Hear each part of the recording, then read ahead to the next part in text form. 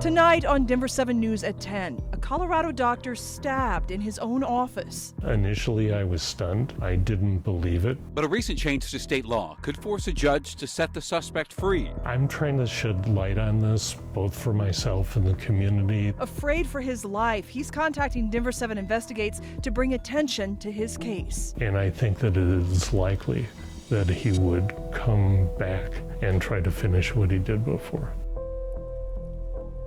Thank you so much for joining us for Denver 7 News at 10. I'm Jacqueline Allen. I'm Shannon Ogden. I'm glad you're with us tonight. A local doctor says he's afraid for his life. The man accused of trying to kill him could be released from custody. The victim contacted Denver 7 Investigates, telling us this is now possible after recent changes to a Colorado statute. Investigative reporter Natalie Chuck has been tracking the case and spoke to the doctor, who says he is now reaching out to raise awareness of what's going on here. Yeah, it's all very confusing, and he never thought he would be stuck in the middle of a case like this, and says it could happen to anyone. What we are dealing with here is the intersection between accused criminals, the judicial system, and a shortage of mental health resources. Caught in the crossfire are not only victims, but also people in need of mental health treatment.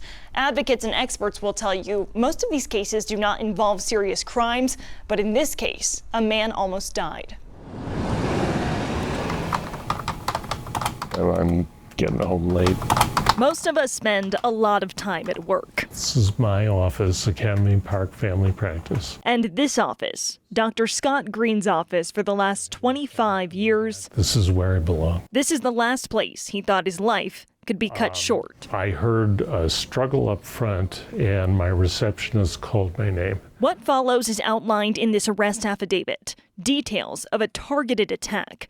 A man tells the receptionist, "I'm only here for Scott." I'm not here for you. Also in the affidavit, details about a man struggling with severe mental health issues. He turned and approached me and backed me, I guess, into this doorway. He stabbed me with a large knife that should have been fatal. Ross McPherson, 28 at the time, was arrested nearly a week later, charged with multiple crimes, including attempted first-degree murder. Scott believed the justice system would take care of the rest. He would go to trial, and he would get the sentence that was appropriate. But none of that is happening. It's an area where the justice system here in Colorado needs improvement. These are really complicated problems. Leora Joseph is the director of the Office of Civil and Forensic Mental Health. Part of her job is overseeing the state's mental health hospital, otherwise known as SIMHIP. Only the mental health facility in Pueblo can handle patients who have pending charges, felony 1, felony 2, or felony 3. Court records show Ross McPherson is incompetent. 2 years after the crime, it was decided he would never be fit to stand trial because of his mental health. Previously, state statute said the court may dismiss the defendant's case if the defendant is found incompetent to proceed. But as of this July, the word may changed to shall, meaning a judge has to dismiss charges in cases like this. Let's go ahead and get on the record. Inside a Jefferson County courtroom, a judge, the defense, prosecutors, and Scott all grappled with the reality that the man accused of stabbing him could be released back into the community. If he's out, and I think that it is likely that he would come back and try to finish what he did before. If the criminal case has to be dismissed, that's one thing. But the idea that the person can still be released back into the general community without treatment, without medication, and without justice in the criminal case, I think we're failing the community until we improve that system. Michael Doherty is the district attorney representing Boulder County. He is no stranger to defendants dealing with incompetency, having just wrapped up the trial against the King super shooter. If you have someone at the Boulder County Jail today who's languishing without mental health treatment, that's not fair to them either. You can't hold someone in jail if charges are dismissed. And you can't send someone to the mental health hospital if there is no room for them. The state hospital is a place known for a lengthy waiting list. We're watching now as this brand new bill is playing out. We're seeing where some of the potential gaps could be. This is that bill she's talking about. It passed here at the Capitol during the last legislative session, and it's what some people are pointing to as the reason for what we are seeing unfold. Right here in black and white, it explains what will happen if a defendant is not likely to be restored to competency, and it says the court shall dismiss that case.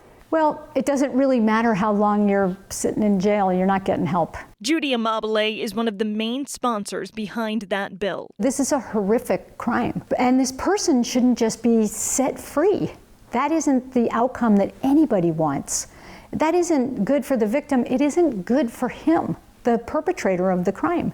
He obviously needs care. With this House Bill 1034, there was no funding passed in it. What is your response to that critique? Yeah, we would have liked for there to be funding, and we originally did have funding in it, but we understood that the bill wouldn't get passed. It has great intention to be able to bridge that gap between the forensic, the criminal justice system, and the civil system. That's an important mechanism. The question is, now what? What I, of course, would like to see is that if you've committed a serious crime, that you are then given a placement in a state hospital or in a contract hospital to get the mental health care that you need. But it's not that simple. Remember that waiting list at the state hospital we mentioned? That means a judge can't order Ross McPherson there with no bed available. I can't drag it out any further. Shortly after Denver 7 Investigates got involved, that changed. A bed opened up. The sole reason that Mr. McPherson was transferred was because SimHIP believed that it was appropriate given the unique circumstances of Mr. McPherson's case. It seemed like a very odd coincidence to me that immediately after the last hearing and when your station applied to have cameras in the courtroom, that suddenly placement happened. Between every court proceeding over the last 2 years, Scott has been right back here at the scene of the crime, his office. I wanted to get back as soon as I can, and I did it in 4 days. I've been doing this like always ever since. And it doesn't bother you to stand back here in the same spot? This is my place, and this is where I belong. Now, the doctor will be out of the office tomorrow morning because he will be back in court. We are expecting the judge will dismiss Ross McPherson's charges, and we are hoping to talk to the district attorney as well as his defense attorney about the complications in this case. For Denver 7 Investigates, I'm Natalie Chuck.